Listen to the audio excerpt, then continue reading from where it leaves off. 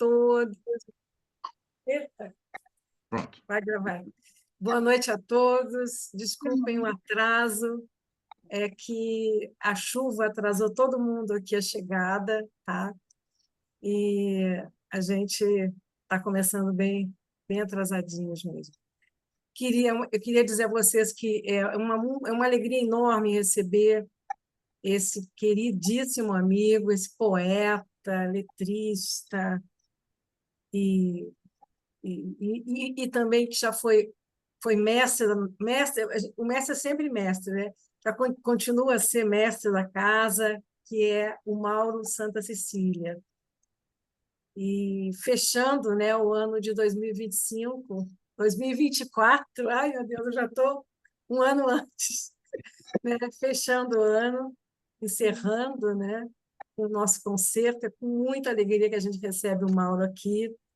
Da última vez que ele veio falar poesia, nós estávamos ainda com a sede, né, física, né, do IEL, que precisamos fechar na pandemia, e agora estamos totalmente online. Então, Maurinho, muito querido, muita alegria, muita emoção te receber aqui, tá?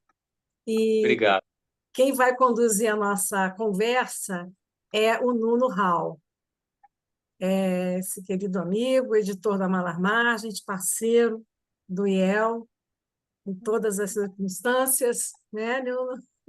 Tá. Então, vou passar a palavra para ele vai conduzir e a gente vai conversando. Eu também vou entrar e dar os meus pitacos aqui um pouquinho, tá? Maravilha. Bem-vindíssimo. Obrigado, querida. É um prazer para mim.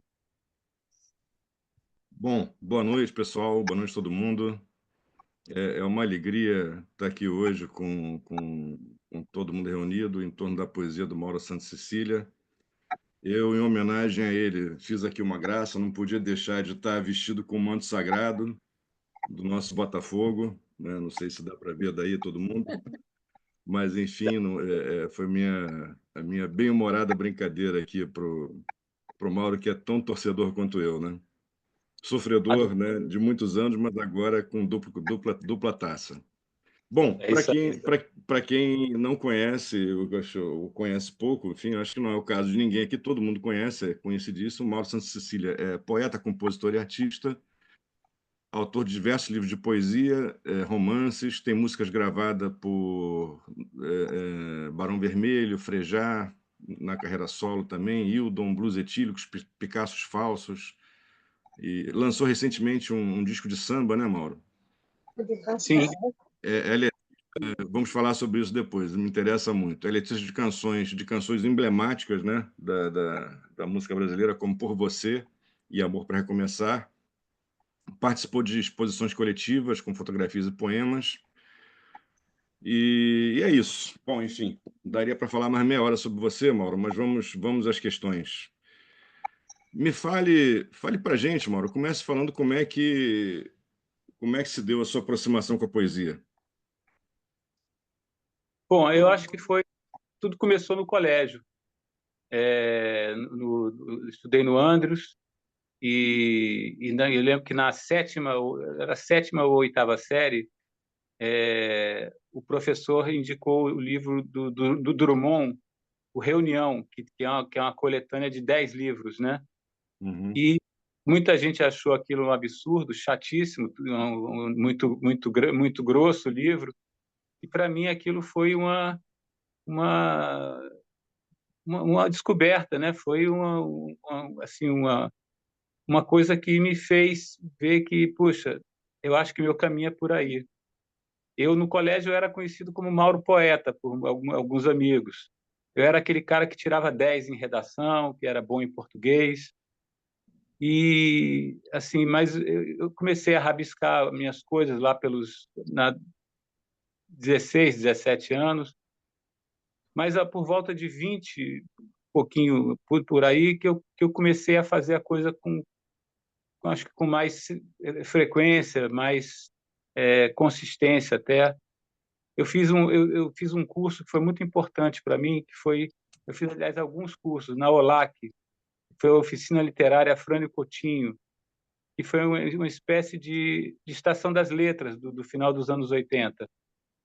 Eu cheguei a ser colega de turma da Cláudia Roquette Pinto, da Érica Palomino, eu escrevia na Folha sobre moda, a Simone Magno, que é jornalista, pessoas que seguiram o caminho da poesia. E ali foi um lugar que realmente me fez ver que ali eu estava em casa, ali era o meu caminho. E também foi muito importante na minha formação a descoberta do Chacal, da geração mimeógrafa, do pessoal do Bernardo Vilhena, do Charles, desse pessoal que é uma poesia muito coloquial, né? Muito eu vi que aquilo acho que eu pensei que aquilo eu poderia fazer. O Drummond para mim foi um assombramento e um alumbramento também. E já a geração mimeógrafa foi uma coisa mais perto do que eu poderia começar a rabiscar. E aí eu fui indo, né? Aí eu fui indo, porque escrever a gente sabe que escrever é reescrever, né? Escrever é ler muito, né? Assim, a minha trajetória, eu fiz mestrado em literatura, que foi uma coisa importante também, apesar de eu não ter seguido o caminho da academia. E aí eu comecei a lançar meus livros. E uma coisa importante foi que eu sempre fui muito ligado em música. E a letra de música... Vamos por partes. Vamos por partes, senão a gente vai, né? Não é agora. Vamos lá, vamos lá. Fala 3 poemas para gente, Mauro.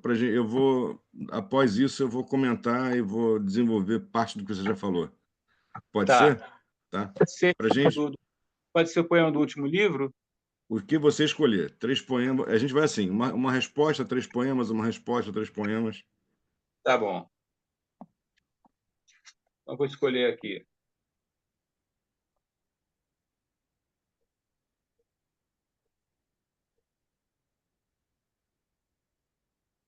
Vou ler o poema chamado Vidente, que é um poema, que é um soneto. Nesse livro, eu me atrevi a escrever soneto, coisa que eu não tinha o hábito, eu achava que eu não ia conseguir. E aí eu comecei a fazer de brincadeira, comecei a gostar, escrevi 1, 2, escrevi 26, quase 30 sonetos. Aí eu falei, vou botar uma seção no livro de sonetos. E aí eu escrevi um soneto sobre gato. Vou achar aqui, achei. Vou lá. Vidente. Um gato é sempre um ser misterioso. No mesmo dia, tem várias idades. Pode ser criança ou um velho sábio. E do nada foi como ele chegou. Pulou no meu colo todo amoroso. Logo, já estava brincando na escada. É como uma escultura viva em casa, mas também pode ser um predador. Pratica de língua um banho infinito. Jamais vai esbarrar em qualquer coisa, a menos que ele queira confusão. Seu olhar entra pelo meu espírito. Os felinos se iluminam à noite, mais humanos que muito cidadão.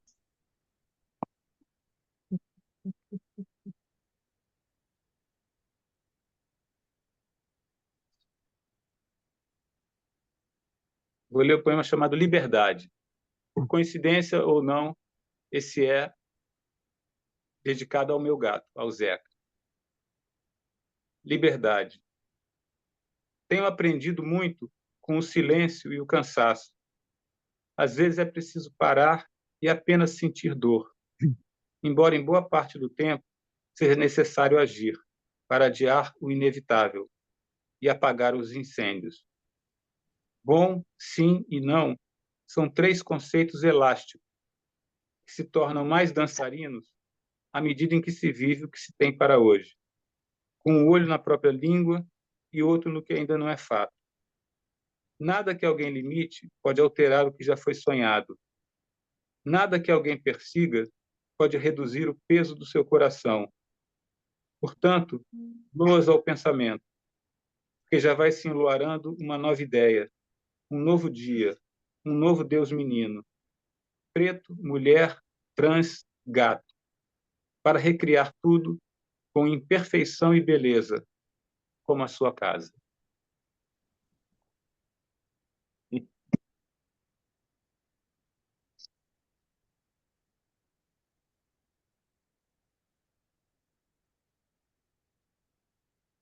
Breaking Bad é o título. Minha flor que me acolhe, que me entende, que me desentende, que grita comigo, que grita por mim. Minha flor que me ama, que me odeia, que me acompanha, que cuida de mim. Minha flor que me beija, que me sacode, que não sai mais de mim. Maravilha, São os 3 primeiros. maravilha. Aqui, o livro Bofete, acho que não sei se dá para ver, né? O livro mais recente do Mauro. Bom, você já abriu muitas questões, né? Mas eu vou nesse começo de conversa. Mas eu queria me focar nessa passagem que você falou do alumbramento com Drummond para a explosão da chamada, né? É um rótulo meio genérico, enfim, mas é como ficou conhecida a poesia marginal, né? Sim. Abriga muitas coisas diferentes, mas, enfim, vamos lá. É uma... Assim, eu fiquei lembrando aqui de como foi a minha aproximação também, né? Porque foi mais ou menos por aí também. A gente acha que é da mesma idade. Eu estou com 61, você está... 62. Por aí, estamos muito próximos, né? Sou de 63. Aí... assim, eu tinha lido muita coisa da poesia romântica, enfim, daqueles clássicos lá, e passei...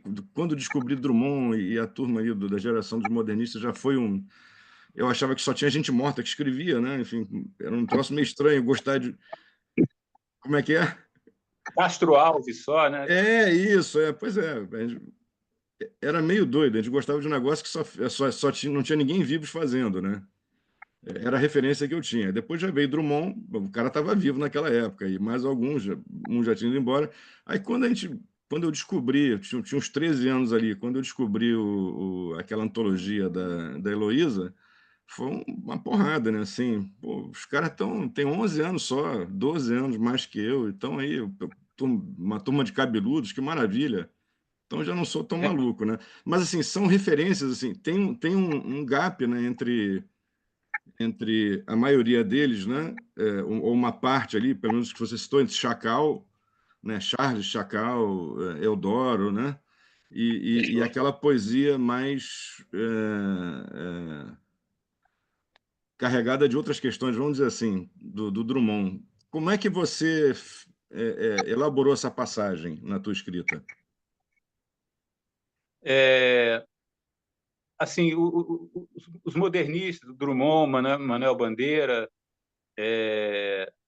assim, foi uma coisa de eu admirar, foi uma coisa de eu ver, poxa, que bonito, que coisa linda. E a coisa da poesia marginal foi ver que, olha, isso eu acho que eu posso fazer, eu acho que isso eu posso tentar fazer. Foi meio por aí a coisa. Foi uma coisa de os modernistas servirem para mim como uma espécie de farol e a coisa da poesia marginal ser uma coisa mais palpável, ser uma coisa mais possível para mim.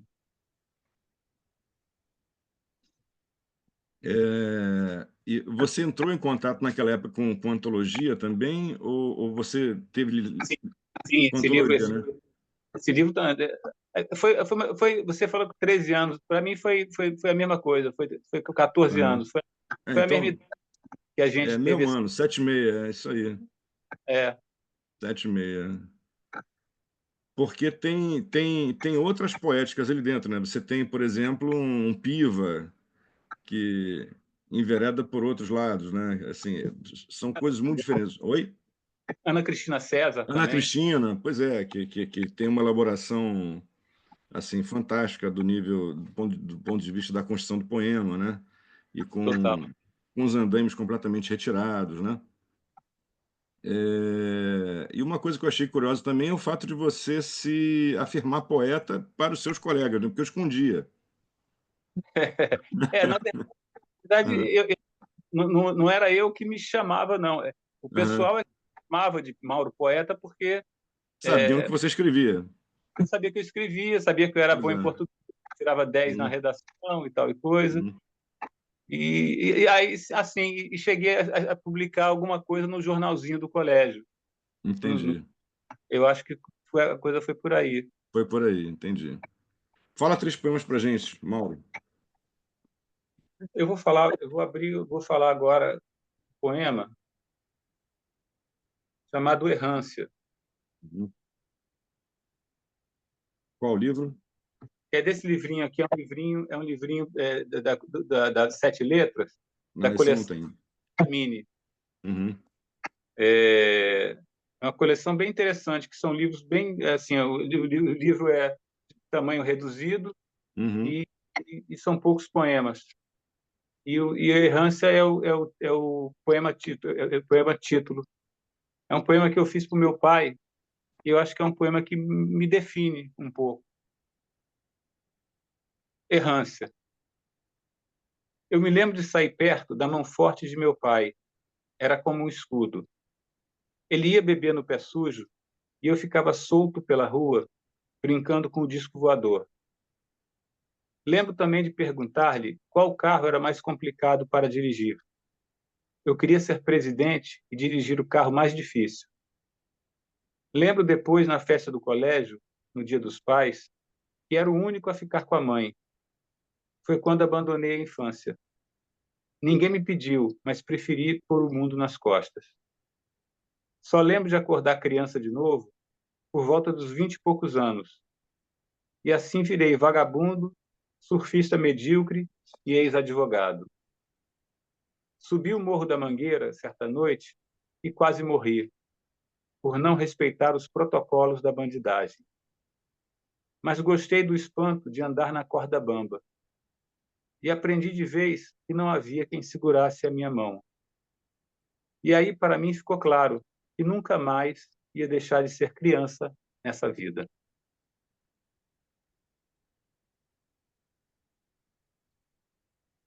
Vou ler agora. Deixa eu ver, vou ver se eu acho aqui. Não sei se eu vou conseguir achar.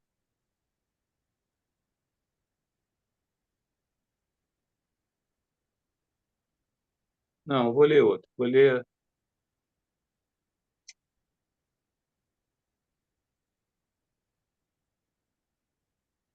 o poema que mudou minha vida. O poema que me transformou em letrista.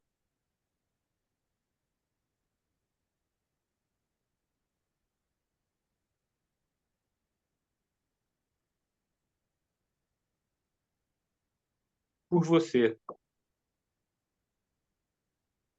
Por você eu limparia os trilhos do metrô.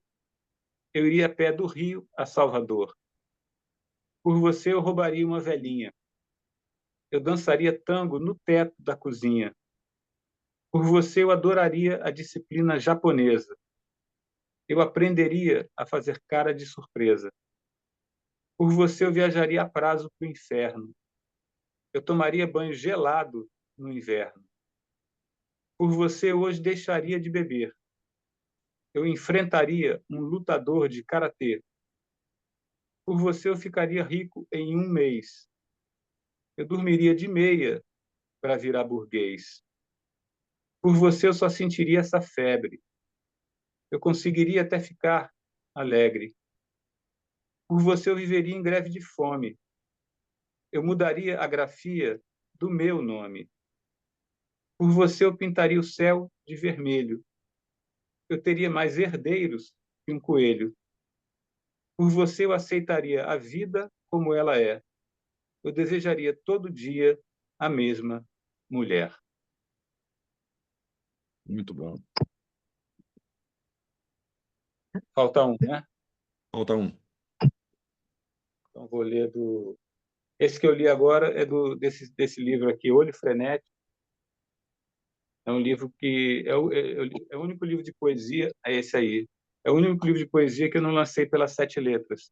Eu lancei pela Aeroplano, da Heloísa Buarque, da Elisa Ventura.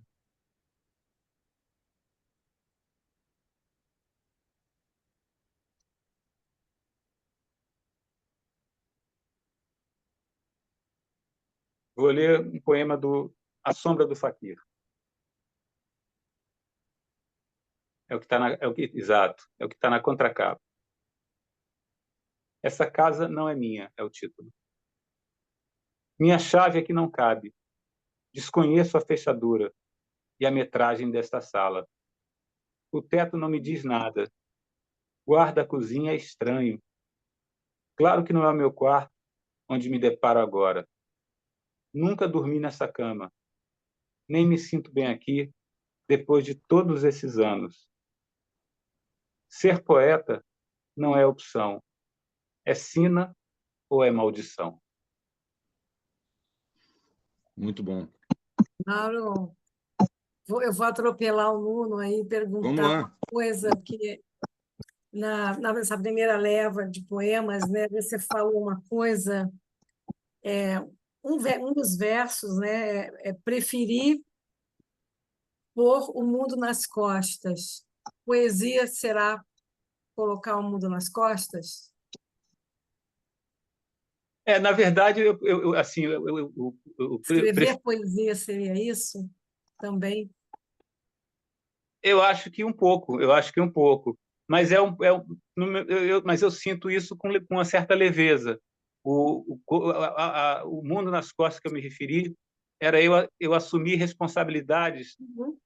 quando eu era muito jovem ainda. Meu pai morreu cedo e eu querer, eu sou o filho mais velho. Eu, Uhum. de repente, não, mãe, agora quem vai tomar conta sou eu. Agora eu que vou resolver as coisas. E não é assim, né? E eu acabei assumindo na minha cabeça responsabilidades que eu não precisava assumir. Uhum. Aí eu vi que sabe, aí eu parti para o outro lado. Aí eu fui ser surfista medíocre, fui ser ex-advogado, fui ser vagabundo. Mas a poesia sim, de alguma forma, é você levar o mundo eu acho que não é levar o mundo nas Sem costas, é levar peso, sem peso, sem peso. Estou na falando como cabeça. uma metáfora que me ocorreu. Eu É, entendi que você tinha saído de casa para assumir a sua vida, né? Mas, ao mesmo tempo, né, tem muito de também, né, de você querer criar asas, né, para poder carregar o mundo, né? Um pouco sim, isso, né? É total, um processo, né? total, Muito com bonita certeza. essa imagem. Então, vamos lá. Eu interrompi o Nuno. O Nuno estava Não, ótimo, é empolgado para na isso mesmo. Né? Faz poeta, tem que ser assim. Ah, Mauro, fala para gente. Eu vou antecipar uma pergunta que eu ia fazer um pouco mais à frente, mas já que você trouxe a por você, eu queria que você falasse um pouco para a gente sobre o processo de composição, assim, essa relação entre escrita de poema e escrita de letra. Por você, suponho que tenha sido escrito como poema e tenha sido musicado, né, pelo Frejá.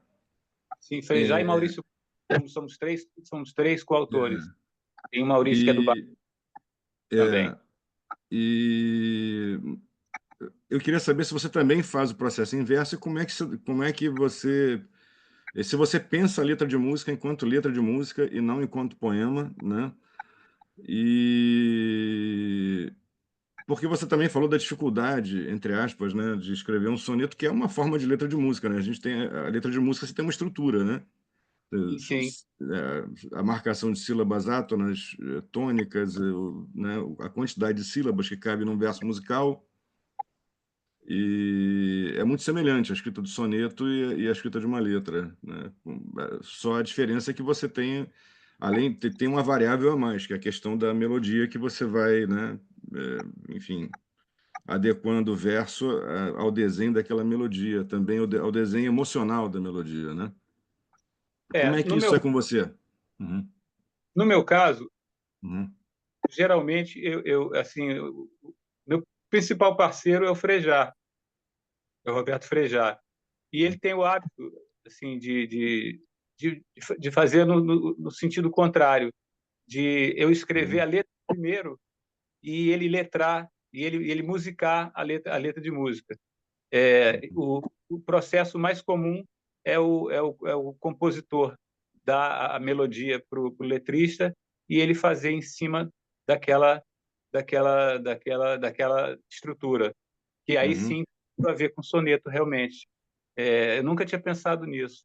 Realmente tem a ver pela coisa da estrutura, de você ter uma estrutura fechada e ter que Uhum. encaixar ali dentro, né?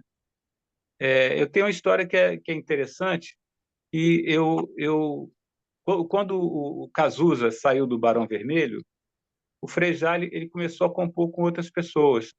Ele compôs com Jorge Salomão, com a Dulce Quental, com Ali Salomão, com Antônio Cícero. Por acaso, alguns são poetas também, né, desses que eu citei. Uhum. E aí eu falei, poxa, eu vou tentar ver se de repente se rola alguma coisa para mim também. Aí eu levei para ele meus papeizinhos, meus poemas e tal, para ver o que ele achava. E aí ele falou uma coisa que para mim foi muito significativa. Ele falou, Mauro, eu gostei, mas isso é poesia, isso não é letra de música. Eu não sabia exatamente, naquela época, a diferença entre letra de música e poesia. E é curioso que a minha primeira letra de música gravada, que é o Por Você, é a minha música mais conhecida, é a minha música de maior sucesso. Realmente virou um clássico do Barão Vermelho, do Frejá também na carreira solo. E a minha primeira letra de música, na verdade, eu fiz como poema e os parceiros é que ajeitaram ela, cortaram versos.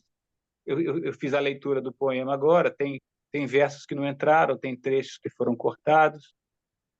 E eu fui aprender fazer letra de música fazendo, com caras que já tinham estrada, que já tinham muito tempo de carreira, e apesar de serem da minha geração, da minha idade, inclusive, o Frejá estudou comigo no colégio, apesar disso, eles já tinham uma vivência na música que me fez cortar muito caminho. Eu aprendi muito com esses caras e aí eu vi que a letra de música, independente de ela ser feita antes da melodia ou depois, ela tem um formato. E quando eu faço primeiro, eu sugiro esse formato, eu sugiro o refrão, eu sugiro a ponte, que o parceiro pode aceitar, respeitar ou não. Ele pode, geralmente, isso sempre tem um ajuste, né? E aí eu vim aprendendo no caminho. E você faz uma métrica, você quando escreve pensando em letra, você estabelece uma métrica regular ou mesmo irregular, mas sequenciada, não? Não, eu procuro estabelecer um ritmo. Eu procuro Tá. estabelecer que não respeita inteiramente a métrica. Uhum. E isso é apropriado. Você sente que esse ritmo ele é apropriado na canção, no ato da composição. O próprio poema Por Você, Uhum.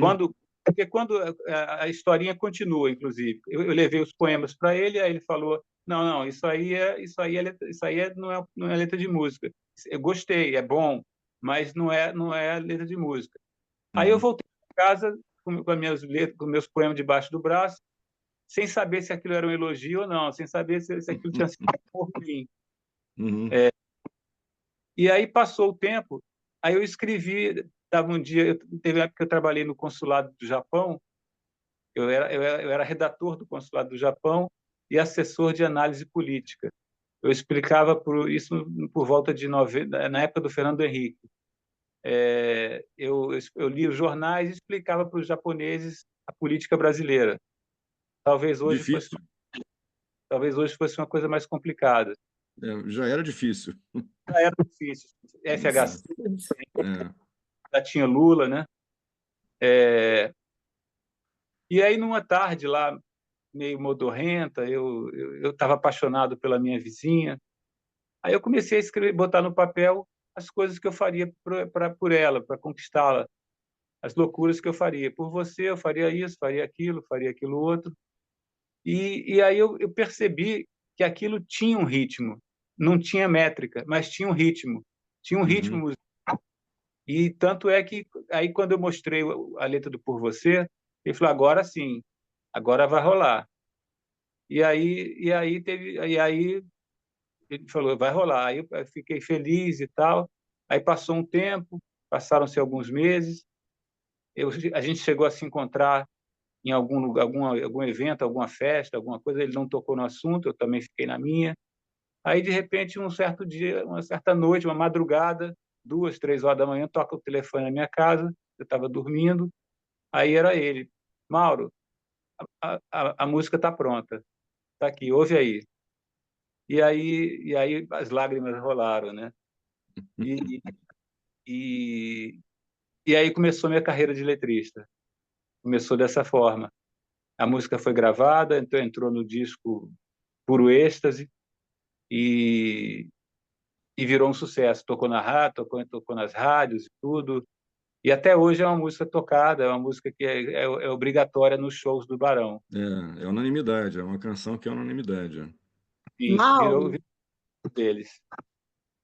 Fala, E Suzana. você, Mazé, tudo mas bem? é Oi, Lemos. Mazé, tudo bem? Mas Que lindo escutar você. Bem-vinda, Você bem-vinda. conquistou a vizinha ou não? o quê? Você conquistou a vizinha ou não? Eu queria fazer essa pergunta, mas eu fiquei assim. Sim. Aliás, sempre que eu conto essa história, em mesas redondas que eu participei e tal, é, todo mundo esquece da literatura, da poesia e se concentra na vizinha. O que Pois é, aconteceu? Não, a vizinha depois virou uma amiga minha. Ela virou uma amiga. Assim, a vida andou. É, na época, a coisa não aconteceu e aí eu lembro que eu cheguei a botar o poema na minha secretária. Existia secretária eletrônica na época ainda. Aí eu botei o poema na minha secretária eletrônica até. E eu lembro que muita gente ouvia, ligava para mim para ouvir o poema. Aí eu percebi que ele tinha uma força popular. E aí ficou comprovado isso quando virou música, né? mas você então não usou a estratégia correta. Você tinha que ter dado um jeito da tua vizinha te ligar. Entendeu? Faltou esse pequeno detalhe. Mas eu acho que se a coisa tivesse dado certo, talvez eu não tivesse escrito a letra, o poema, aliás. É, Eu acho, tem isso, tem isso. eu acho que, na verdade, acabou sendo melhor a coisa não ter dado certo. E esse negócio de vizinha que não dá certo já dá samba e canção desde a época de Dorival Caymmi. Ele tem uma música para vizinha, né? Que por sinal era casada, que ele ficava subindo no muro para ficar olhando a vizinha e tal. Tem um samba assim do Dorival. Mas Você fala sabe três qual é? poemas. Eu vou lembrar, tô aqui, a melodia me fugiu e o nome também, mas eu vou me lembrar aqui, eu vou falar daqui a pouco. Tá, Fala três poemas pra gente. tá, Ah, é aquela do vestido grená. É a do vestido grená. tá. A vizinha, quando ela passa com seu vestido grená. Dananana, igual a Ah, vizinha, não é há. essa. Eu não sabia da história direito.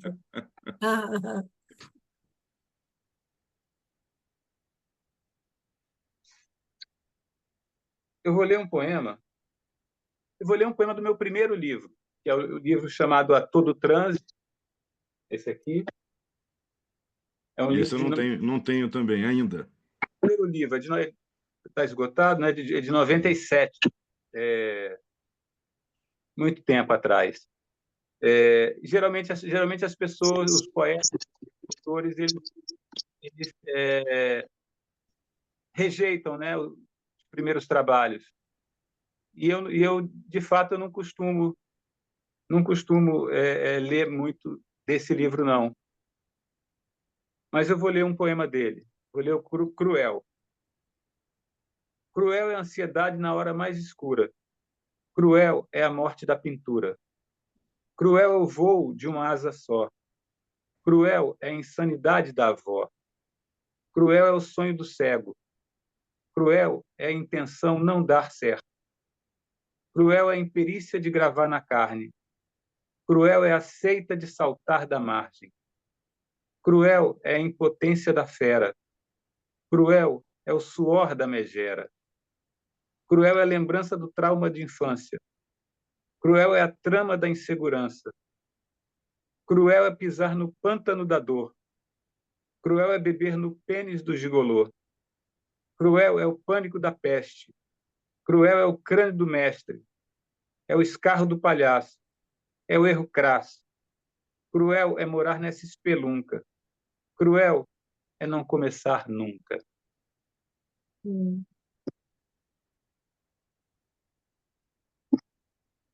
Bom, são 7 livros, então estou tentando me dividir aqui por eles. Esse Cruel dá um rap, né?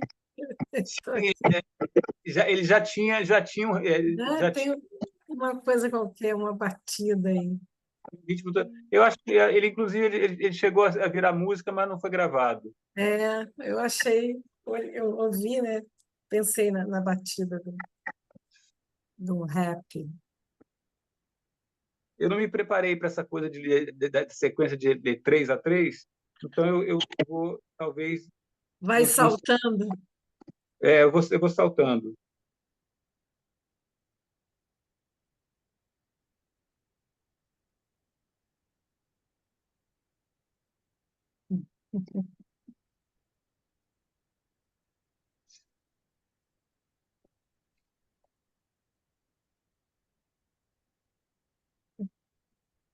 Vou ler um poema para o meu filho. O título é Filhote. Uhum. Vou beber uma aguinha aqui. Você é a principal causa de eu estar pleno na luta, de estar lúcido, para saber que tenho de lidar com a mente e a razão, a doença e a loucura, aqui e agora, e de dizer que estou forte sim, não apenas na palavra. Orgulho de sua altivez, do seu amor explícito, um poder que hoje recebo dos mais diversos canais, vibrações, amigos, é tudo muito intenso. Com você eu aprendo em nossos encontros, trocas, declarações, e que sejam sempre imemoriais. Uma ruptura abrupta tanto abre uma cratera no entendimento, quanto traz uma luz. Que o sol nos ilumine e me permita a emoção de estar incontáveis vezes com você, sorrindo como 2 crianças, das coisas boas ou não tão boas da vida, e nada mais. Esse é um poema, esse é desse livro aqui, Decolagem, que eu escrevi quando eu estava fazendo tratamento, o primeiro tratamento de quimioterapia que eu fiz. Eu fui paciente oncológico, né? E eu escrevi esse livro quando eu tive a remissão do câncer. E depois o câncer voltou. E até hoje eu faço tratamento e, enfim, é uma trajetória muito difícil, muito dura. E meu filho sempre foi uma inspiração para eu enfrentar o tranco. Uhum. Falta um, né? Falta um.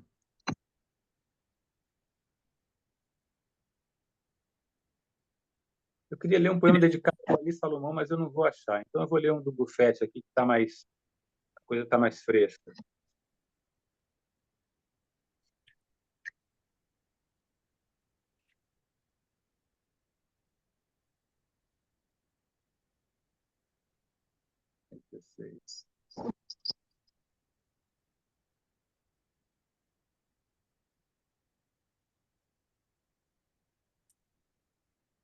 Sombra escassa.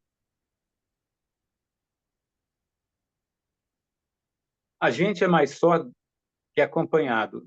Na vida, eu nunca me sinto sozinho. Faço o que gosto ficando comigo. E gostar de estar só não é pecado. A solidão para mim não é um mal. Não fico mal na minha companhia. De vez em quando é até divertido. ser do mundo exterior isolado. O tal sentimento de solidão, aquele em que a pessoa sente angústia, acho que tive mesmo poucas vezes. Sempre bom ter alguém para dar a mão, mas a pior solidão é em dupla, pois eu sozinho já não me aborreço. Muito bom. Eu vou pedir para você ler um quarto poema, porque nós tivemos um pedido agora da Lila Ah, Maia, poeta ah, querida que está aqui com a gente. lida, Pediu para lida. você ler o Afeição, da página 43 do Boffete. Tá.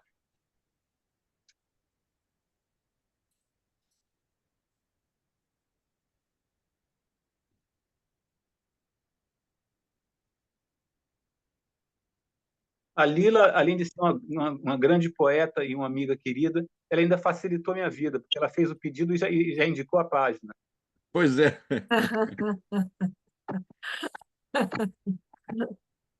Afeição.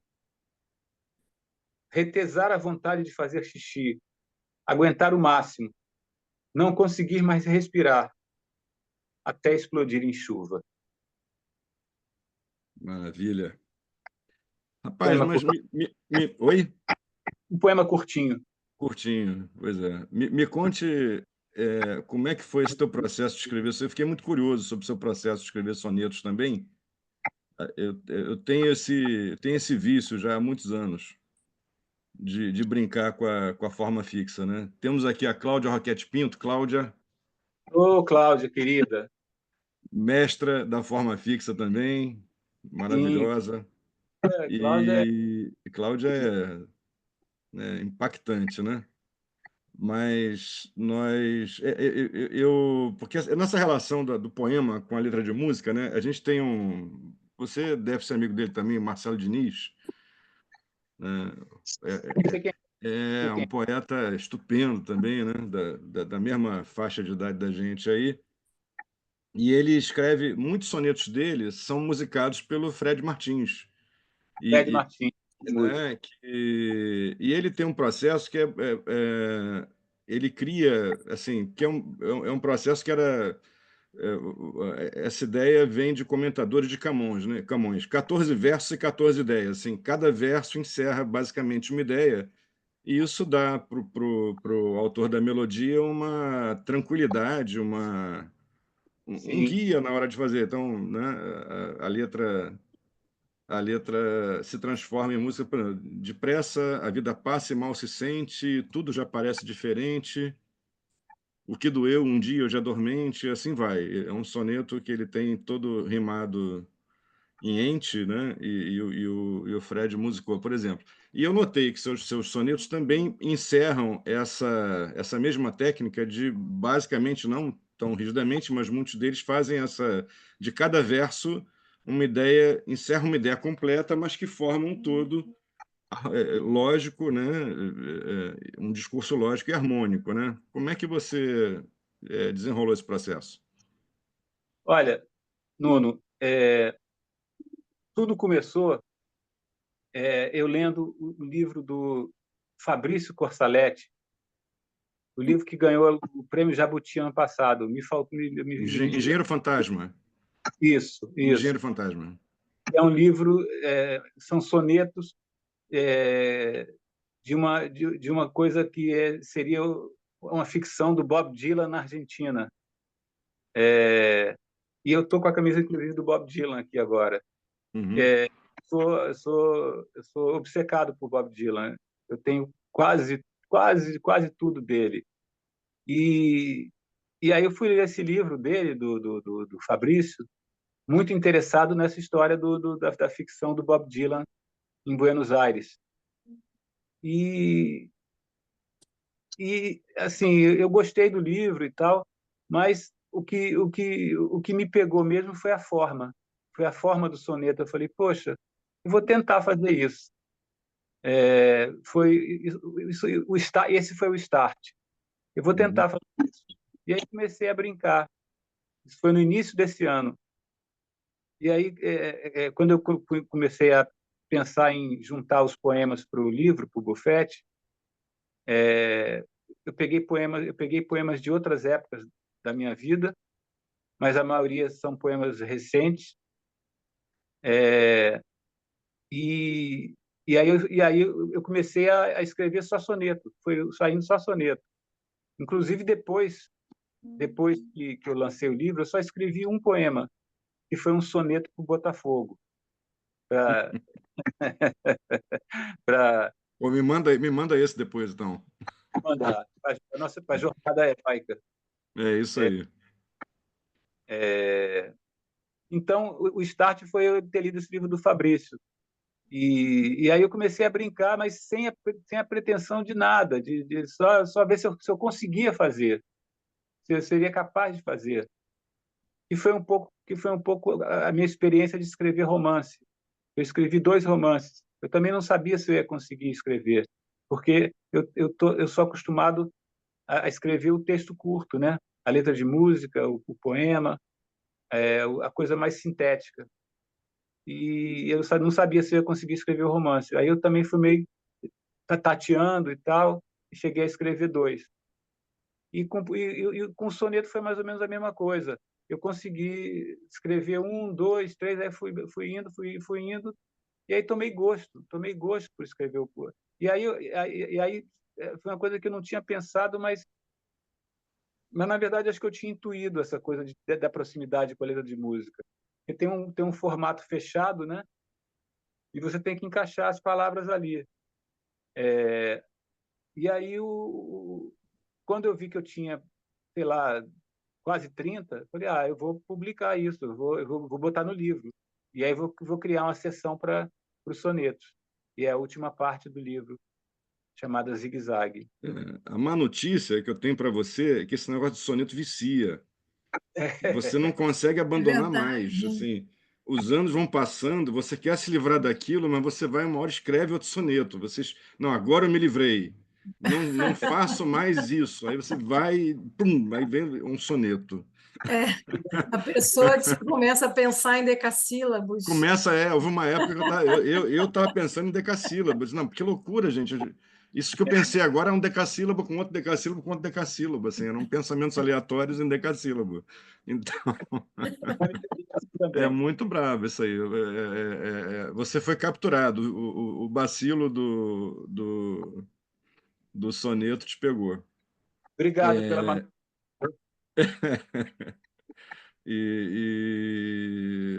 E, e ele, eu notei que eles são decassílabos, você, né, tá ali mas é interessante porque essa coisa da limitação, essa questão da limitação, o desafio da limitação para você fazer um poema, a despeito da limitação, você chegar e dar um recado a despeito da limitação é maravilhoso, né? Aquilo, Sim, sim. né, você se embater com aquela grade É o desafio, né? é o É, desafio, exatamente. então, como eu comentei antes, eu, é, eu me acostumei a fazer letra de música escrevendo primeiro a letra, né? Uhum. E o parceiro botando a melodia. Mas ultimamente eu tenho feito o caminho inverso. O parceiro, Isso que eu ia perguntar. o parceiro me dá a melodia e eu botar a letra. Eu tinha muita dificuldade em fazer isso, mas eu Uhum. comecei um pouco como soneta, eu comecei a encarar como um desafio e comecei a gostar de fazer assim e tem rolado, tem funcionado também. Eu acho um desafio interessante também, para você ter o. E aí você pensa, a ideia do verso, a ideia né, de cada verso vem a partir da própria melodia. O que aquela melodia está te falando que, né? Não, E isso é. na verdade é bem diferente. Uhum. Você escrever de um jeito e do outro é bem diferente, porque você tem que escrever o que a melodia está sugerindo, né? Exatamente. Quando eu escrevo sem nada, aí eu vou na minha cabeça, eu vou na minha ideia. Eu vou na minha ideia, mas procuro ter um formato ali próximo da letra de música, como eu falei, com refrão, com Uhum. parte A, com parte B, com ponte, enfim, com, Uhum. com um formato embora a letra de música também não tenha um formato único, né? A letra Sim. de música pode não ter refrão, a letra de música pode não ter rima, né? Uhum. Pode tudo, na verdade. Mas tem Desde aquela. Existe um formato, digamos assim, na falta de melhor palavra, comercial, né? Que uma canção para tocar no rádio de 2 minutos e meio a 4 minutos no máximo, né?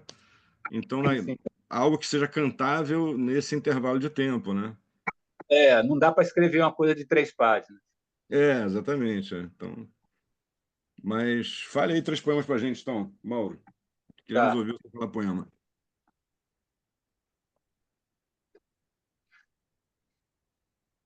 A Silvana Soriano perguntou: o poema Cruel estava naquele projeto de poema visual Verdade?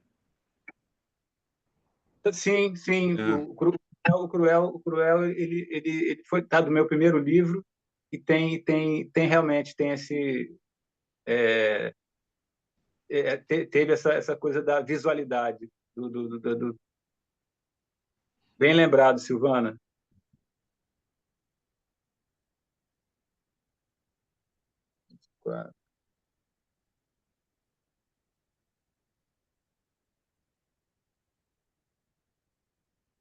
Classificados. É um poema do A Sombra do Faquir. Troco 3 estrofes em estado semi-selvagem, com pouco uso e bom potencial, por uma chave de ouro inédita. Ainda leva de brinde dicionário de rimas, sem a capa e com dedicatória. Muito bom. Vou ler mais um desse.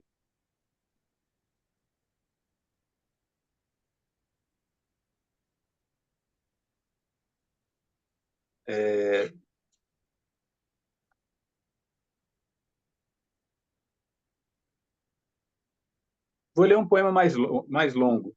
Ah, não, eu vou ler um poema. Eu vou ler esse poema depois de ler esse. Eu vou ler um poema falando da relação da poesia com a letra de música. Chama Enlace da Lira. Aqui estou eu novamente, minha amada poesia. O objetivo é um só. Volto para os teus sons e ritmos. Peço-te que me recebas depois de passar um tempo de mãos dadas em um sonho com a crônica e o romance. Mas indo direto ao ponto, tu és a origem de tudo. Jamais eu me esqueci disso. E também, de alguma forma, durante esses anos todos, tentei te achar pela música. Por favor, me aceita logo. Um beijo, roubado, Mauro.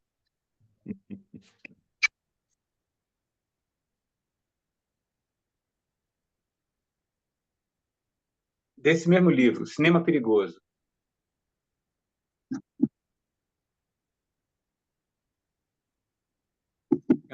É um poema dividido em partes. Parte 1.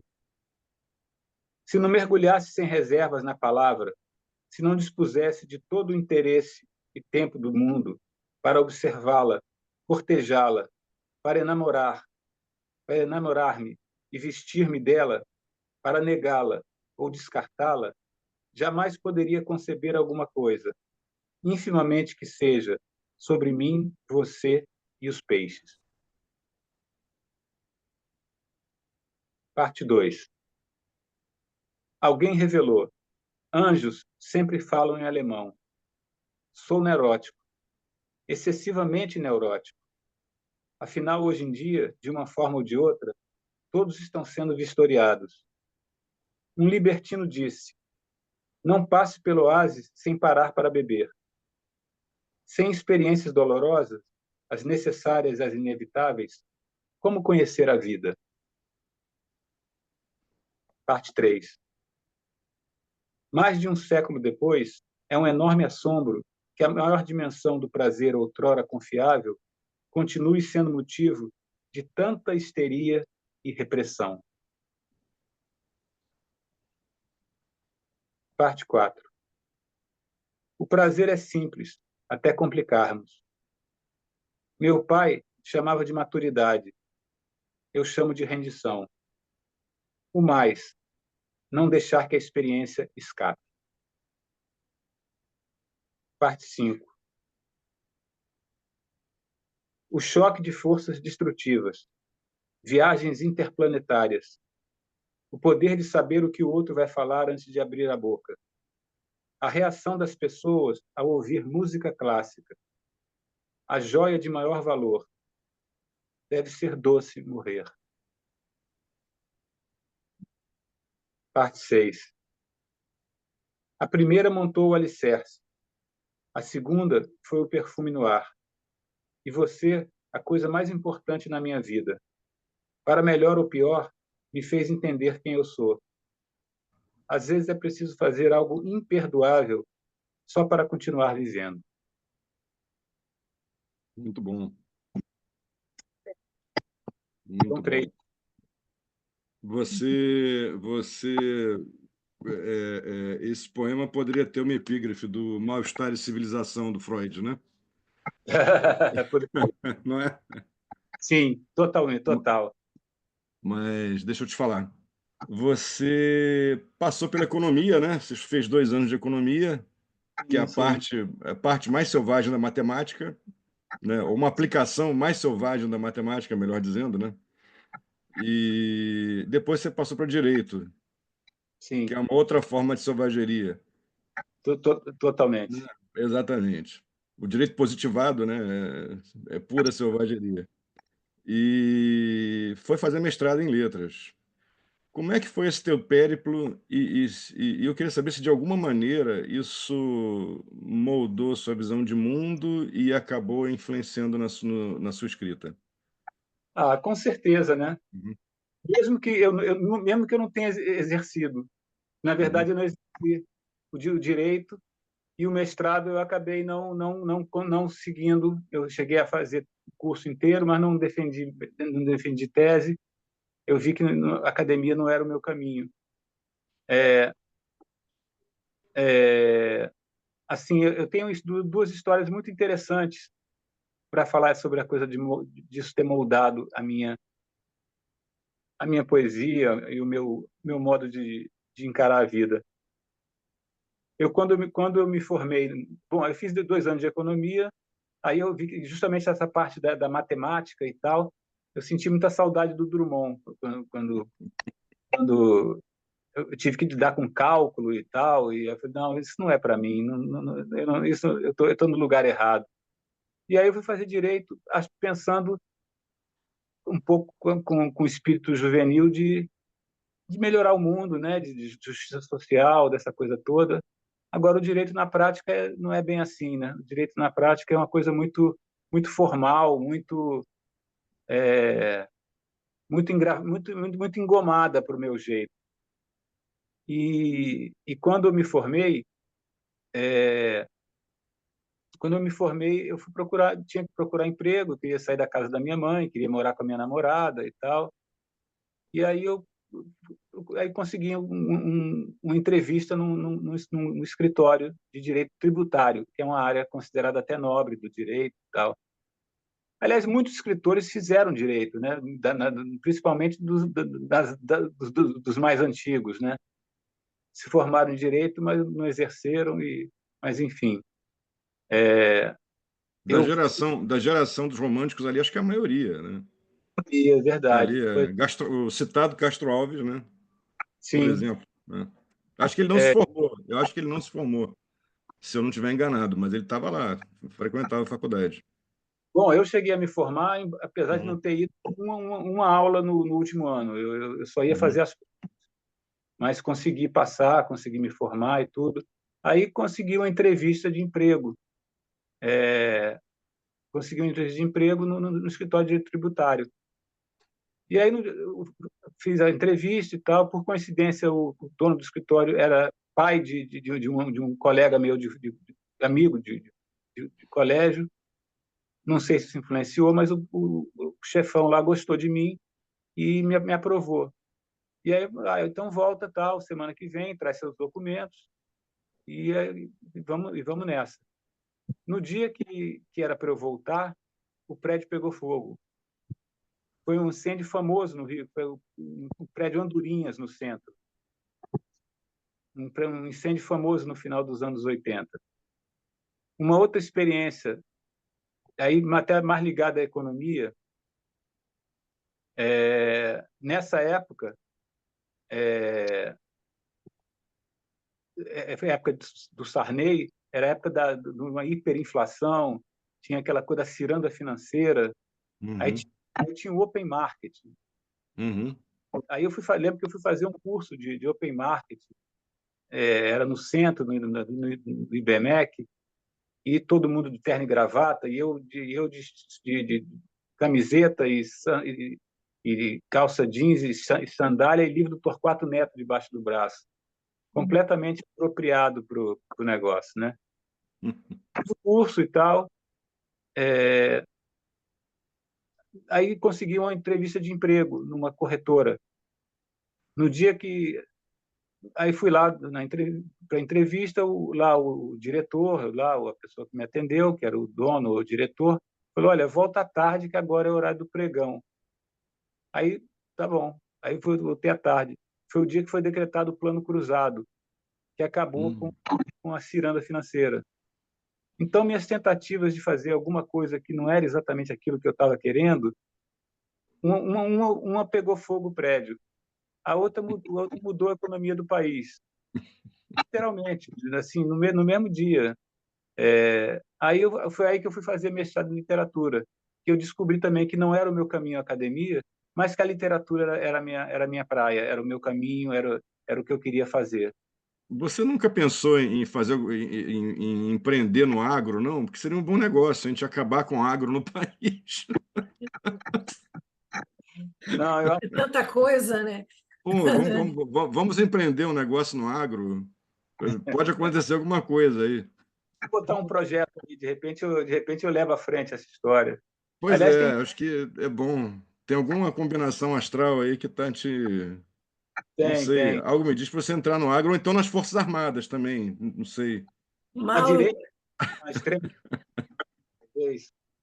Mauro, por que você deixou lá letras? Você deixou, pelo que eu entendi, né? Porque o quê? Desculpe. Você deixou o curso de letras ou eu entendi mal, ouvi mal? Não, o mestrado. Um O mestrado. mestrado. Por que você abandonou assim? Você tem alguma coisa na universidade que te incomoda? Olha, assim, teve uma coisa que para mim foi muito difícil, porque eu fiz o curso inteiro. Você tem um curso para fazer e ao final de 2 anos, basicamente 2 anos, você faz uma monografia, uma tese, né? Hum. Eu lembro que a minha intenção era ter como orientador ou o Silviano Santiago, que era professor da PUC, Uhum. ou o... Ai, me fugiu o nome dele agora, que era um grande crítico, enfim, e os dois orientadores, eles saíram do mestrado Ah, uhum. e aí me sobrou o Afonso Romano de Santana, e eu lembro que na época eu não gostava muito da poesia dele. Eu tinha assim um pouco de antipatia, mas que foi uma coisa totalmente Costa Lima, exatamente. O Ricardo Lu, Vieira Lima, Luiz Costa Lima. Costa Lima, grande crítico de um rigor absoluto, Uhum. absurdo. Aprendi muito, apanhei muito. Eu fiz um curso de Baudelaire com ele, que foi uma coisa sensacional, que jamais eu vou esquecer. Eu tive excelentes professores no meu mestrado. Eu lembro que teve o pessoal de São Paulo que veio para cá, chegou a vir o Sábato Magaldi para dar aula de teatro, o Décio Almeida Prado, enfim, eu tive excelentes professores.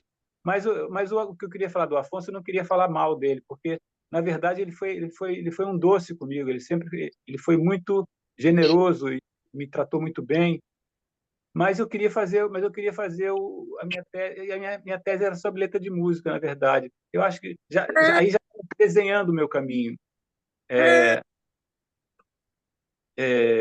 Tava, né? entrou alguém aí na história. Acho que sim. A minha, a meu, o tema da minha tese ia ser o desejo nas letras de música do Cazuza, do Arnaldo Antunes e do Renato Russo, Ah, que eu que acho beleza. que daria um bom livro. Acho que poderia ter dado, inclusive, uma monografia que poderia ser publicada em livro. Mas, por problemas pessoais, eu terminei com a minha namorada na época, eu não sentia firmeza que meu caminho era na academia. O que eu queria mesmo era escrever. O que eu queria mesmo era ser poeta, era ser escritor. E aí eu abandonei. Eu tenho até uma certa culpa de não ter terminado isso, porque eu poderia ter dado aula, poderia ter sido, inclusive, uma fonte de renda dar aula em universidade, né? Mas, enfim, aí eu acabei indo trabalhar no consulado do Japão, trabalhei 4 anos lá, e aí depois virei unicamente letrista. Eu vivo dos meus direitos autorais. Há 20 e poucos anos vivo disso. Vivo de forma muito simples, muito humilde, mas tenho a sorte de ter feito 2 músicas que fizeram sucesso, e essas músicas me dão meu sustento. Que é por você, e acho que deve ser Amor para Recomeçar, não? Para começar, também é uma música que já Que rolaram essas músicas, comercial, é uma coisa que rola uma graninha. uhum, Então, eu consegui pagar o colégio do meu filho, pagar a pensão uhum. de ex-esposa e tal, e nunca atrasei, acho que eu sempre fui correto conseguindo arcar com meus compromissos, vivendo dos direitos autorais da música. Apesar de não ser o sistema mais perfeito, ainda tem Direitos há alguma autorais, é sonegação, verdade. né, nisso, mas enfim. Não, eu lembro teve uma vez que o Barão Vermelho foi tocar numa cidade do interior de São Paulo, naquele interior de São Paulo que é rico. Uhum. E aí, Barretos. eu não lembro exatamente qual era a cidade, mas era uma Uhum, cidade daquele interior rico, que hoje em uhum, dia é meio sertanejo, né? uhum. E aí eu lembro quer dizer, eu fiquei sabendo, o pessoal me contou, né? Eu não estava lá. O pessoal foi para o hotel para aguardar o horário do show. Aí alguém ligou a televisão, aí entrou um comercial. Por você, a margarina aqui é legal, o pãozinho aqui é barato, qualquer coisa. E fizeram isso sem pedir autorização, sem pagar direito autoral, essa coisa toda. E isso foi descoberto por acaso, porque eles estavam lá. Então, o Brasil, desse tamanho continental, é bem possível que o direito autoral que eu recebo não seja correspondente ao que deveria ser o de fato, né? Com certeza, isso não tenha dúvida. Tem muito desvio, tem muito furo aí nessa peneira. Sim, sim. Mas Mas, fale 3 poemas. Oi, diga. Pode não, falar. não, não, não, eu encerrei. Ah, Mais tá. 3. Não. Ia pedir para você falar 3 poemas aí pra gente. Tá. Encerrou. Eu entendi. Não, não, Encerrou, não. Não encerrei. encerrou Eu ainda, falei, não. peraí. Não encerrou ainda, não. Teve uma poeta portuguesa que parou, nós começamos a pedir poemas e poemas, e ela falou: o que é isso? É uma avalanche? Eu estou sentindo um pouco assim também, mas nessa.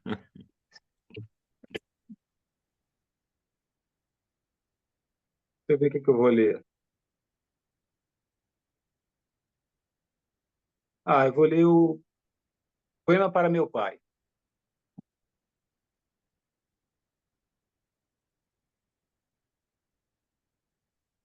Você foi embora muito cedo e as lembranças foram minguando, mas ainda converso com você em minhas rezas pagãs. Fico imaginando o que acharia de mim, das minhas mudanças de rota, dos fracassos retumbantes e os melhores momentos. Talvez tivéssemos embates duros. Sei que você era machista, numa época em que isso era normal, e que um olhar feio seu era mais amedrontador do que 1000 surras da mamãe, o que também já foi considerado normal. Sei, no entanto, através de um primo mais velho, que você era a criatura mais doce e generosa com seus amigos, e até com sua sogra. E isso muito me tranquilizou. Aos 7 anos, fiquei sem você. Apesar dos esforços heróicos de mamãe, muito amor que tinha para dar e receber, eu não tive. Precisei, no lugar, crescer antes do tempo. A conta veio na pós-adolescência. A poesia também. Aí a vida ganhou algum sentido. Por isso, mesmo com todas as dores, sou grato e sempre serei, por ser seu menino e ter Santa Cecília no nome. Até qualquer dia, ou delírio, meu pai. Muito bom. Pai é sempre uma coisa difícil, né? Nossa, eu quase tremia a voz aqui no momento.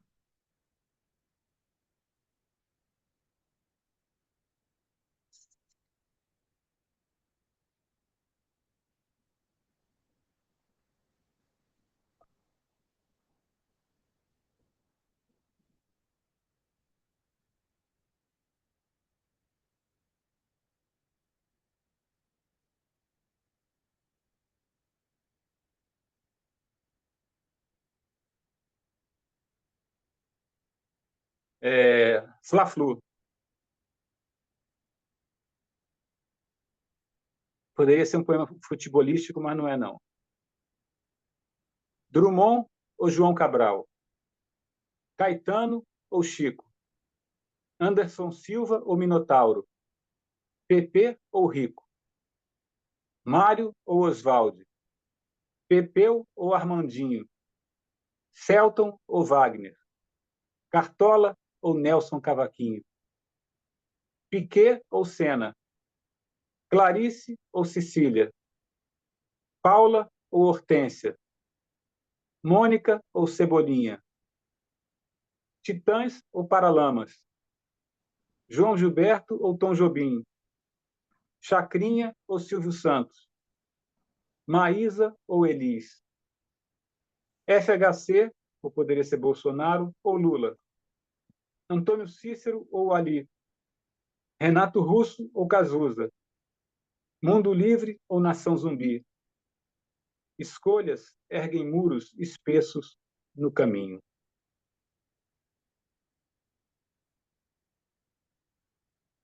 E aí, já que você falou em Titãs, poderia ter epígrafe, tudo ao mesmo tempo agora. Tudo ao mesmo tempo agora. Você está me dando boas ideias de epígrafe, hein? Podemos conversar depois, eu faço barato esse serviço, é tranquilo, né? Não, eu adoro ter ideias para os outros, acho maravilhoso. Meu amigo da Bahia.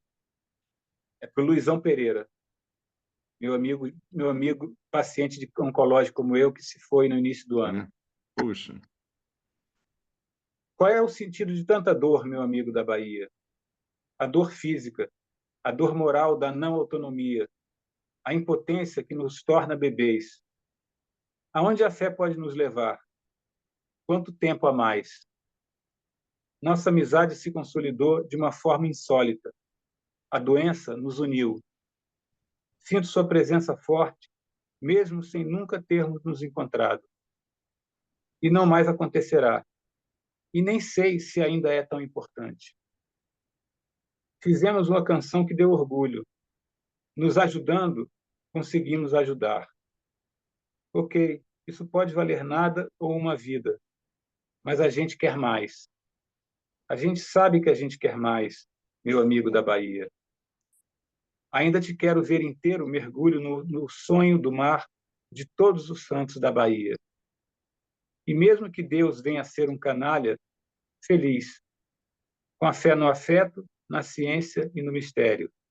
Receba meu beijo preso na garganta.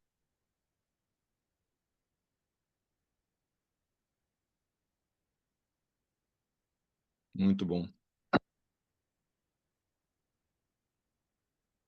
Ave. Não é a ave do pássaro, não, é a ave da ave César. Para quem tem a palavra tatuada no braço, isso poderia ser uma mera exposição a dizer: sou poeta. Diria que não deixa de ser, ainda que modestamente. Porém, é muito mais.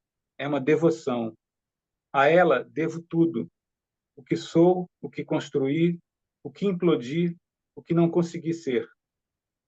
Quando estou em busca da palavra, o mundo e o cansaço deixam de existir. A sanha de fazer melhor e achar a palavra justa é um safari, um vislumbre, uma relojoaria que envolve passado, presente e futuro. Sem medo, sem meta, sem método. Mais borracha que lápis, diria Jobim. Olhando para ela em meu pulso direito, só agradeço e rogo. Saúde e até a próxima. Maurinho, agora, agora eu falo Maurinho porque sempre falei isso.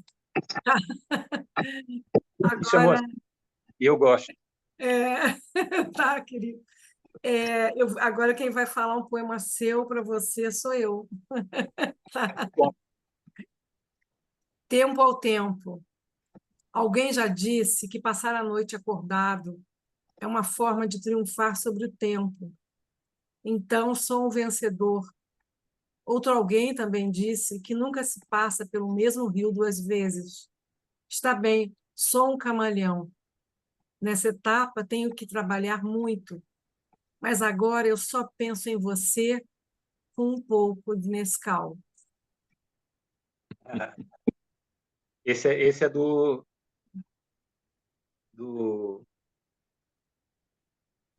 Esse né? texto ele Esse é, ele está tá na sombra do faquir, né? é da Sombra do Faquir? Eu achei que era do Olho Frenético. É do Olho Frenético. Do olho, tá no olho frenético, tá no olho frenético. Tô vendo que é.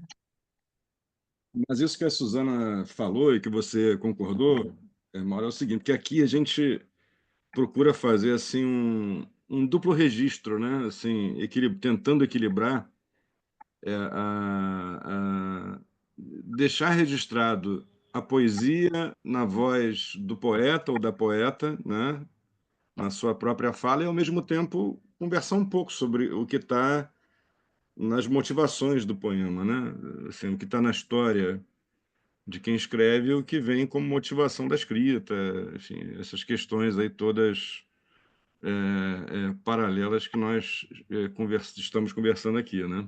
Então e assim fizemos já, né? Desde que se tornou né, virtual o concerto, a gente temos feito um bonito registro aí, né, nos últimos 3 anos de muita coisa assim de poetas já confirmados ou confirmadas e poetas não tão, mas de muita potência, né, de uma escrita mais jovem, mas de muita potência e que promete muito. Então tentamos fazer esse balanço muito democrático aí da poesia contemporânea em que você está agora aqui com a gente para nossa alegria. Mas diga lá, eu queria, assim, mas infelizmente esse balanço vai chegando ao final, né? A gente tem um tempo, é horrível dar essa notícia, mas estamos chegando ao final do encontro e eu queria que você Desculpa te falasse. interromper. Tem gente dizendo que não está conseguindo entrar. Não sei, eles Sério? estão identificando algum problema? Não. Não Não, sei, talvez, Camila, Não, Camila, porque está é, aberto. Não aberta, é? está aberto. fala para a É. pessoa. É, Também estamos no final, né? mas se ela resetar, né? Enfim, talvez ela resetando a entrada, desabilita a entrada que ela fez enfim, pressiona uma nova entrada, né? Mas então, para mim é muito impactante na sua escrita, assim, uma espécie de fundamento ético, né, que tem nos poemas, né? Que atravessa todos os seus livros e que é uma coisa interessante, assim, a poesia ela é fundamentalmente técnica, ela é processo, ela é exercício de linguagem, ela exige domínio, mas quando a gente olha para trás e vê poetas como os citados aqui hoje, né, por exemplo, Drummond, Bandeira, Cabral, Hilda, Cecília, enfim. A gente, a despeito de todo domínio, assim, aquilo está lá, né? Impõe uma forma. Mas esse traço ético, esse traço de ligação, e Cláudia aqui, né, por exemplo, também, esse traço de ligação da poesia com a vida, ele sempre, acho que é o que faz uma poesia ficar, né? Então, e é o que puxa as pessoas para dentro do poema. Como é que você, como, assim, essa última pergunta, como é que isso se dá na sua escrita? Isso é um traço consciente seu ou isso é o resultado do corpo a corpo mesmo, da gente com a vida, que no seu caso vira poesia? E no final fala 3 poemas para encerrar, e aí eu passo Eu para o acho, Suzano. eu acho que é um pouco das duas coisas que você falou. É Hum. um pouco das duas coisas, no meu caso. É um pouco consciente e é um pouco do corpo a corpo. Eu, por exemplo, o Buffett, eu escrevi esse livro. Eu sou paciente oncológico há 6 anos e eu vivo um momento agora muito difícil, que eu resolvi parar com a quimioterapia, porque estava me fazendo mal, mais mal do que bem. Então, eu agora estou tratando da dor unicamente. E eu escrevi o Buffett sob efeito da dor, nos primeiros meses do ano. Alguns poemas eu trato da dor e tudo. Eu falo especificamente do câncer também, em um outro poema. E, e a vida, então, ela está presente de forma é, gravada na carne mesmo, sabe? Não tem como eu é o meu jeito de escrever. Não tem como eu fugir disso. Não é uma coisa pensada, é uma coisa que simplesmente é. Simplesmente é desse jeito. Vou falar então os Que 3 bom. Que bom e que bonito. Vamos lá. É isso Obrigado. aí, Mauro.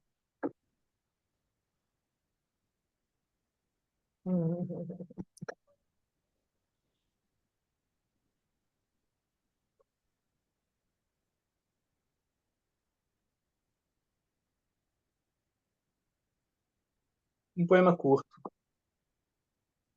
Doce vida. São só dias, meses, anos, luta, medo, sonho, pedra, pó. Nada mais sobra. Sopro e pronto.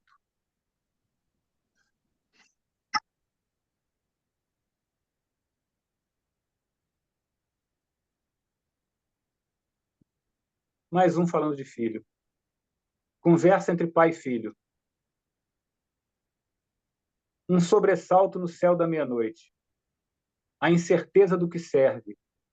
Nada se repete. Um sopro de antimatéria ou um peixe que se recusa a cair na rede. Essa espécie de música em que o melhor é o silêncio. Lindo isso.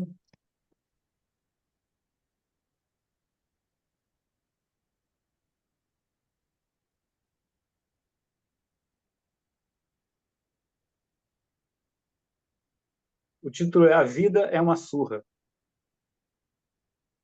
Sempre existe o erro, dar um passo em falso e se recuperar.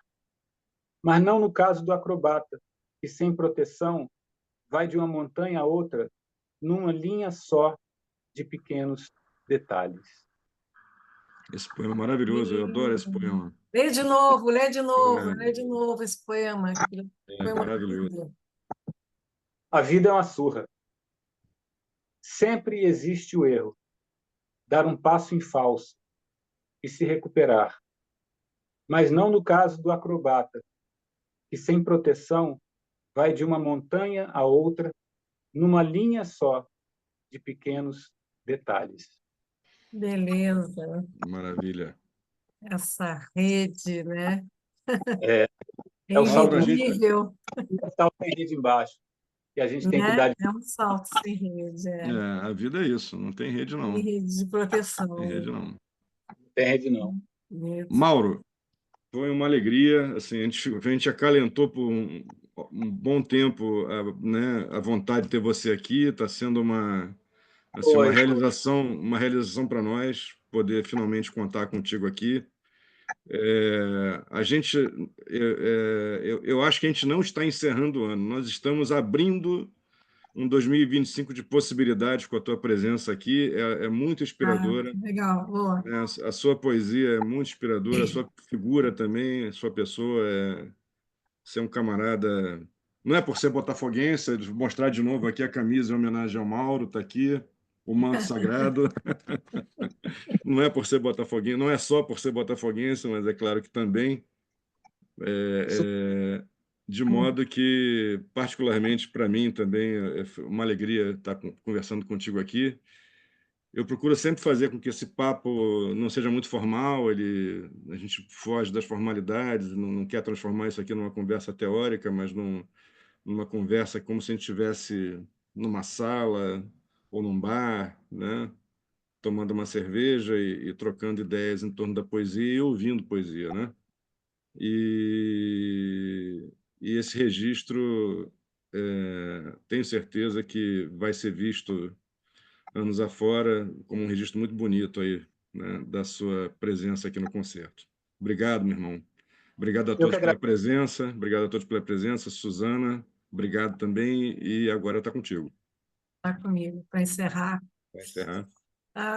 Que bom, Mauro, também. Foi aguardada. Marcamos uma vez, não foi possível, mas agora, né, Pois é, conseguimos. conseguimos, né? Conseguimos, que bom. Muito feliz. Conseguimos num período interessante, né? Que é um período de Natal, e eu acho assim, queria agradecer a presença de vocês, né? Porque eu sei que é um período difícil para todos, né? Para entrar, sair. Eu mesma cheguei da rua, me atrasei um pouco, né? Enfim, chuva, né? Hoje no Rio, por exemplo, caiu um temporal, né? Tá com a cidade alagada. E eu queria agradecer a presença de vocês, agradecer a você, Mauro, assim, essa presença sempre, como é? A sua sempre boa vontade com o Instituto Estação das Letras. É uma presença constante comigo, viajando, né, Maurinho? A gente já viajou juntos, já fez muita coisa juntos, né? E, e é isso, né? Dando aulas, assim. Eu tenho aqui, por exemplo, a Lila é uma das suas fãs, né? Ela começou a escrever letra de música, né? Com você, olha lá, ó, beijos, beijos, a Lila tá mandando para você e Eu que todos sou. nós, né? Viu? Temos assim admiração, carinho, né? Por você, imenso. Obrigada por estar aqui conosco. Eu Obrigada que agradeço. Eu que pela agradeço. Obrigado pelo carinho que você sempre teve comigo, sempre abriu espaço para mim, para o meu trabalho. E eu só posso ser grato a você, à Estação das Letras. E esse encontro para mim foi muito feliz, foi uma coisa. Eu vivo um momento muito difícil da minha vida, como eu falei, eu sou paciente de câncer, não é fácil, e foi um momento de felicidade, poder falar poesia, poder trocar esse papo com o Nuno, ter você também aqui me fazendo esse carinho. Então, muito bom, muito bom. Obrigado, obrigado a todo mundo, obrigado a quem assistiu. Só posso agradecer. gente, um Feliz Natal para todos, tá? Que a gente possa passar, né, todos em harmonia e paz, né, que é o que se deseja sempre para todos. E que 2025 venha com poesia, que a gente esteja abrindo com o Mauro, né, um momento muito bom para 2025, né, de poesia, que é o que fica mesmo, né? É que nem diz o Fernando Pessoa, o que passa do que fica, É, né? O que é passa isso. do que fica. É muito lindo isso, né? Um conceito bonito, né, para poesia. Então, gente, boa noite, boa sexta-feira, tá? E aguardamos vocês ano que vem, já em janeiro. Nós teremos aqui no dia. Eu nunca posso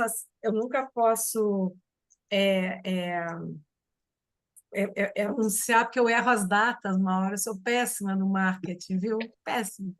dia 31 de janeiro, Salgado Maranhão, tá? Salgado. Não, aqui, querido Salgado Maranhão, tá? Que vai estar aqui conosco, né? Aí vamos começar também com a poesia dele. Mauro, beijo grande. Beijo para todos, tá? Com muito carinho do Instituto Estação das Letras e meu, tá? Muito bom ver todos aqui, ver a Mazé, tanta gente bacana, né? Ver Cláudia, o Ricardo Souza Lima, a Kátia, né? Eliane Brígida, Leila Lobo. Eu nem sei, eu fico meio assim de falar o nome, né? E me escapa, porque eu tenho um pouco de um problema com os rostos, né? Assim, todos os quadradinhos, dividida na minha atenção. Eu Beijo estou chateado que eu esqueci de trazer. Podia ter feito uma sonoplastia aqui para encerrar com o hino do Botafogo, mas, poxa, eu esqueci. Mas vamos ouvir mentalmente. A Lila, que é uma flamenguista roxa, está lá dizendo não, não. Lila, mas aqui tem 2 botafoguenses, Lila. O convidado é botafoguense. Vamos liberar. É isso, gente. Muito bom. Beijo, beijo, beijo. Obrigada, Mauro. obrigada, Maravilha. Camila, por estar sempre conosco, Nuno, Camila. por também esse apoio maravilhoso que nos Não, dá mas sem aqui. Camila aqui não tinha nada disso. A Camila que é Camila. Ela fica ali quietinha, mas sem ela, nada disso seria possível. Nada disso seria possível. Ela me cobra tudo, tudo. Nuno, você ainda não mandou aquilo. Aí é mesmo, Camila, ainda bem que você lembrou. Puf. É isso aí, gente. Beijo, gente. Beijo. Tchau, Boa tchau. noite.